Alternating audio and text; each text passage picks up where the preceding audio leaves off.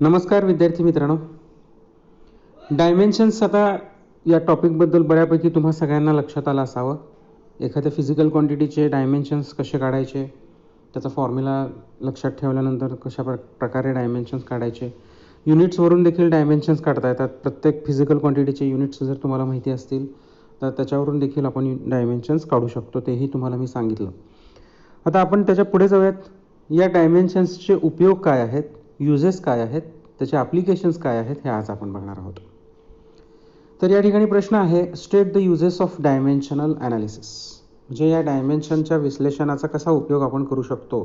Uses of dimensional analysis असं म्हटलं आहे. तर 3 उपयोग आहेत. एक एक बघूया आपण. First application, first use, to check the correctness of a physical equation. फिजिक्समध्ये अनेक प्रकारचे इक्वेशन्स आपल्याला पाहायला मिळतात. तर ते इक्वेशन करेक्ट आहे, बरोबर आहे की नाही, हे आपण या डायमेन्शन्सचा उपयोग करून पडताळून पाहू शकतो, तपासून बघू शकतो, चेक करू शकतो. त्याचे एक्झाम्पल्स आपण काही घेणार आहोत. बघूयात आपण पुढच्या प्रश्नामध्ये ते एक्झाम्पल्स कसे आपण एखाद्या इक्वेशनचं ते इक्वेशन बरोबर आहे की नाही, कसं करायचं नेमकं, हे बघूया आपण. जसं आता एखादं फिजिकल इक्वेशन आपण घेतो पहा, v = u + at. आता हे एक फिजिकल इक्वेशन आहे भौतिकशास्त्रातलं. आपण याला कायनेमॅटिकल इक्वेशन म्हणतो, गतिकीय समीकरणे असं त्याला आपण म्हणतो. 9वी 10वीमध्ये असताना अशा प्रकारचे 3 कायनेमॅटिकल इक्वेशन्सचा आपण अभ्यास केला आहे. त्यातलं हे पहिलं कायनेमॅटिकल इक्वेशन आहे. मग आता हे इक्वेशन बरोबर आहे की नाही हे पडताळायचं आहे, आपल्याला तपासून पाहायचं आहे. तर त्यासाठी आपण डायमेन्शनचा उपयोग करायचा. आणि हे झाला first application. First use of dimension is to verify, to check the correctness of a physical equation. त्यानंतर दुसरं उपयोग पहा, to find the conversion factor between the units of same physical quantity in different system of units. आता याचा नेमका अर्थ काय पहा, मी या ठिकाणी सांगतो तुम्हाला. एखादी फिजिकल क्वांटिटी आपण घेतली आणि त्या फिजिकल क्वांटिटीचं जे युनिट आहे ते युनिट आपण विचारात घेतलं. जसं आता उदाहरणार्थ समजा आपण लेंथ या फिजिकल क्वांटिटीचं युनिट आपण या ठिकाणी विचारात घेऊया.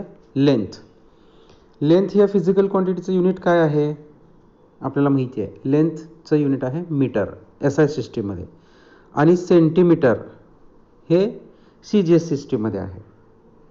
मग जर समजा तुम्हाला या दोघांमधला कन्व्हर्जन फॅक्टर पाहिजे. कन्व्हर्जन फॅक्टर म्हणजे काय, for example 1 metre = how many centimetre.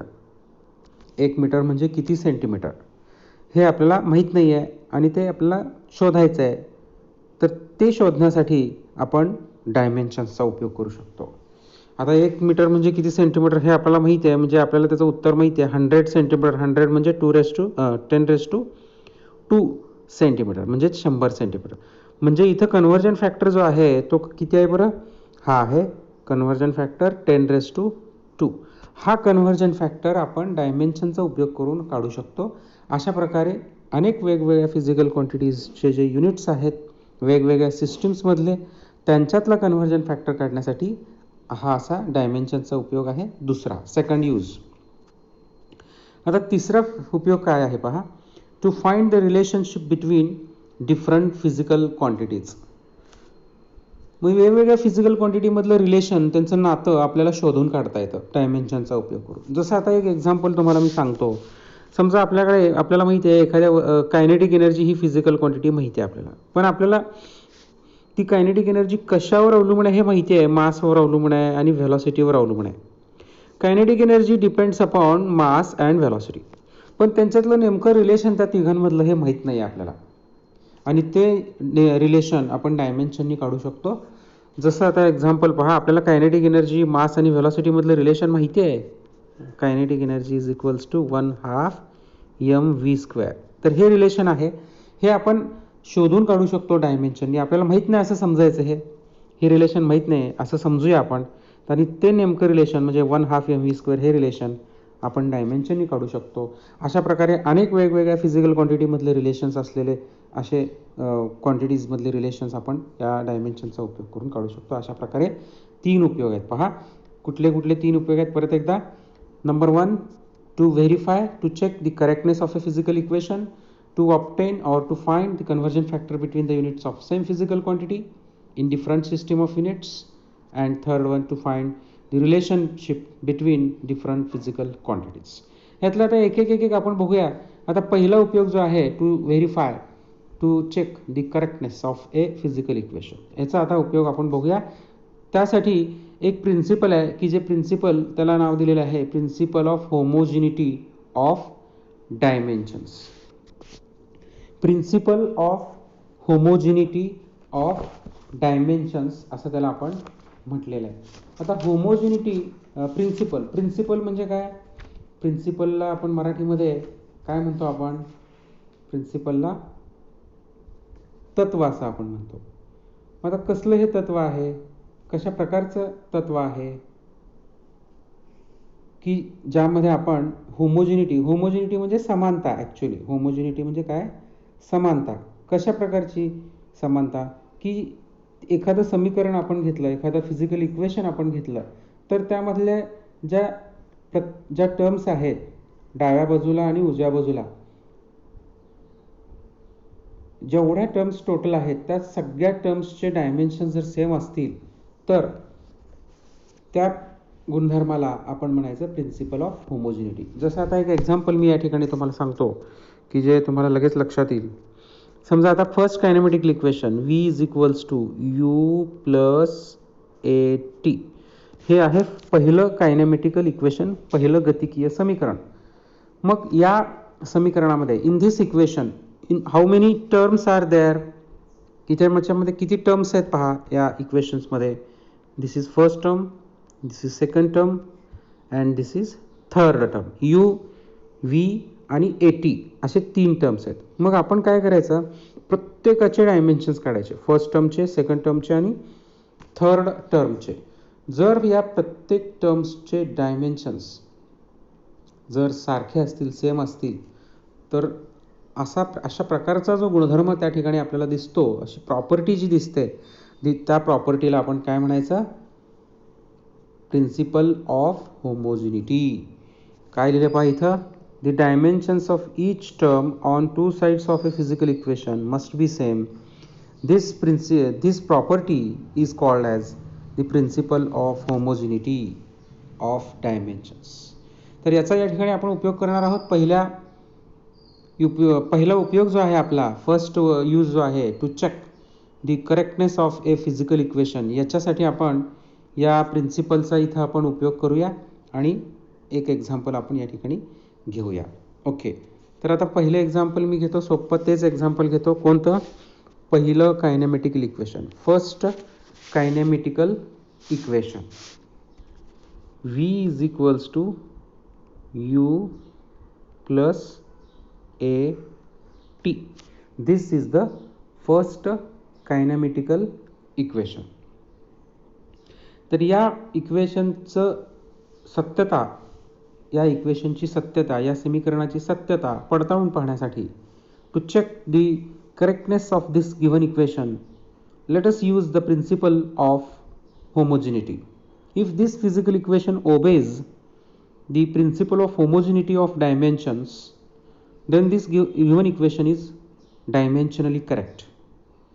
हे दिलेलं इक्वेशन आपण हे इक्वेशन जर प्रिन्सिपल ऑफ होमोजिनिटी जर याला लागू पडत असेल, हे इक्वेशन त्या प्रिन्सिपल प्रमाणे होत असेल, तर हे इक्वेशन डायमेन्शनच्या दृष्टीनं बरोबर आहे असं आपण या ठिकाणी म्हणूया.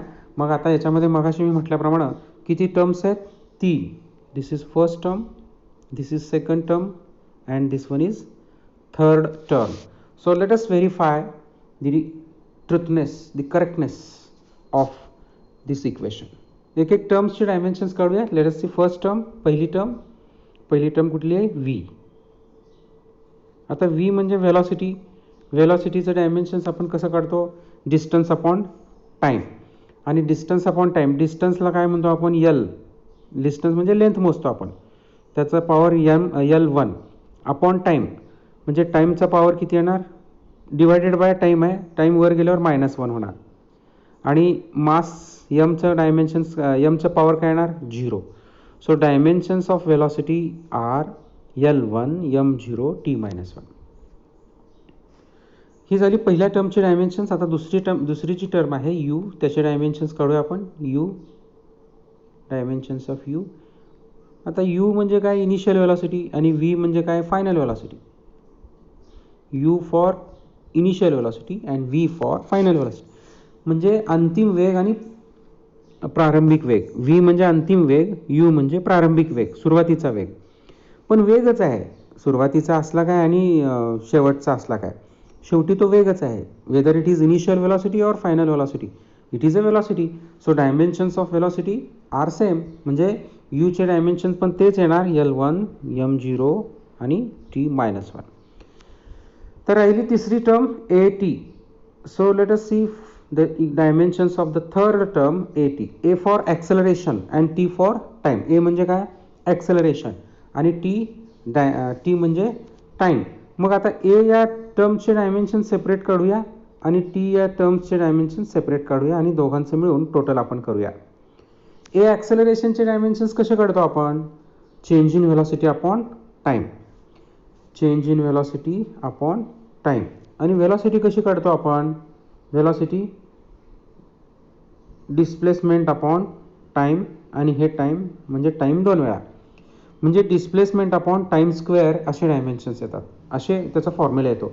मग डिस्प्लेसमेंटला काय लिहितो आपण L1 आणि टाइमला T2 डिनॉमिनेटरमध्ये लिहितो. आणि मग ते वर गेल्यानंतर काय होणार, T1 आणि L1 आणि t-2 असं होणार. म्हणजे ॲक्सेलरेशनचे डायमेन्शन्स काय येणार, L1 t-2. मग आपण इथे डायरेक्टली काय करायचं, डायमेन्शन डायरेक्टली आपण या ठिकाणी लिहायचे. आता हे आपल्याला येतं, माहिती आहे असं समजायचं. हे साईडला कुठेतरी बाजूला आपण ॲक्सेलरेशनचे डायमेन्शन्स काढून घ्यायचे आणि लिहायचे. म्हणजे आता काय लिहिणार इथं डायमेन्शन्स, L1 m0 t-2. हे झाले डायमेन्शन्स ॲक्सेलरेशनचे. तर टाईमचे डायमेन्शन्स, टाईममध्ये काय, फक्त टाईममध्ये टीच येणार, बाकी L आणि mचा पॉवर किती येणार, 0 येणार. त्यामुळे इथं फक्त t1 असं एवढं जरी लिहिलं, L0 m0 लिहिलं किंवा नाही लिहिलं तरी चालतं, काही बिघडत नाही. मग आता टोटल करूया. हे पहा, L1 m इथे एकच आहे आणि त्याचा पॉवर 0 m0, आणि t2 आहेत पहा, इथे एक आहे आणि इथे एक आहे. मग ते 2t असल्यामुळं त्या दोघांचं जे डायमेन्शन्स आहेत त्याचे पॉवर -2 आणि +1, म्हणजे -2 + 1, -2 + 1 किती झाले, -1. त्यामुळे इथं टीचा पॉवर किती येणार, टीचा पॉवर येणार -1. अशा प्रकारे तिसऱ्या टर्मचे डायमेन्शन झाले L1 m0 t-1. बघा आता तिन्ही टर्म्सचे डायमेन्शन्स आपण या ठिकाणी काढलेले आहेत आणि त्या तिघांचेही डायमेन्शन्स आपल्याला या ठिकाणी समोर तुमच्या दिसत आहेत. पहिल्या टर्मचे डायमेन्शन्स बघा, L1 m0 t-1. दुसऱ्या टर्मचे डायमेन्शन तेच आहेत, L1 m0 t-1. आणि तिसऱ्या टर्मचे डायमेन्शन्स बघा, L1 m0 t-1. So the dimensions of all the terms are same. So this equation obeys the principle of homogeneity and therefore this given physical equation is correct. असं conclusion या ठिकाणी आपण काढू शकतो. तर अशा प्रकारे हे पहिला उपयोग या ठिकाणी आपण बघितला आहे. आणि आता तुम्ही ते कसं लिहून काढलं पहा, म्हणजे त्याचे नोट्स कसे आपण लिहायचे हे या ठिकाणी मी क्वेश्चन एक दिलेला आहे, तो क्वेश्चन तुम्ही बघायचा आहे. Explain how to check the correctness of a physical equation by using dimensional analysis method. If the given physical equation obeys the principle of homogeneity of dimensions, then the given equation is correct. So that using dimensional analysis method we can check the correctness of a physical equation. आता इथे example म्हणून तेच equation मी आत्ता सांगितलेलं घेतलं पहा, v = u + at. मग त्यामध्ये पहिल्या इक्वेशनचे पहिल्या टर्मचे डायमेन्शन काढले, दुसऱ्या टर्मचे काढले, तिसऱ्याचे काढले, आणि मग हे 3 इक्वेशन नंबर दिले 1 2 3. From equation 1 2 and 3 dimensions of each term on both sides of given equation is same, so given physical equation is correct. अशा प्रकारे एक वाक्य लिहायचं आणि झालं या प्रश्नाचं उत्तर. मग असे तुम्हाला कुठलेही इक्वेशन जर दिले तर तुम्ही ते याच पद्धतीनं तुम्ही ते व्हेरीफाय करू शकता, चेक करू शकता. जेवढे टर्म्स त्या इक्वेशनमध्ये आहेत त्या प्रत्येकाचे डायमेन्शन्स काढून तुम्ही याप्रमाणे जर ते सगळ्या प्रत्येक टर्मचे डायमेन्शन सेम असतील तर तुम्ही असं वाक्य लिहून ते इक्वेशन बरोबर आहे असं लिहू शकता. मग तुम्हाला होमवर्कला हे दोन इक्वेशन मी दिलेले आहेत पहा. S is equals to U T plus half A T square, त्यानंतर V square is equals to U square plus 2as. हे दोन्ही इक्वेशन जे आहेत हे second and third kinematical equation आहे. गतिकीय समीकरणांमधले दुसरं आणि तिसरं गतिकीय समीकरण आहे. त्यातलं आता दुसरं समीकरण जे आहे S is equals to U T plus half A T square, हे थोडीशी तुम्हाला मी हिंट देतो आणि तुम्ही प्रयत्न करा. आणि तिसरं जे इक्वेशन आहे ते तुम्ही स्वतः सोडवण्याचा प्रयत्न करा. S is equals to U T plus 1/2 A T square. आता या इक्वेशनमध्ये किती टर्म्स आहेत पहा. एकूण टर्म्स म्हणजे पदं किती आहेत. Terms, first term, second term आणि हे थर्ड टर्म. टर्म म्हणजे पदं. एकूण टर्म्स किती असं जेव्हा म्हणतो आपण तेव्हा पदं किती. 3 टर्म्स आहेत. एस हे पहिले टर्म आहे, यू टी ही दुसरी टर्म आहे आणि हाफ ए टी स्क्वेअर ही तिसरी टर्म आहे.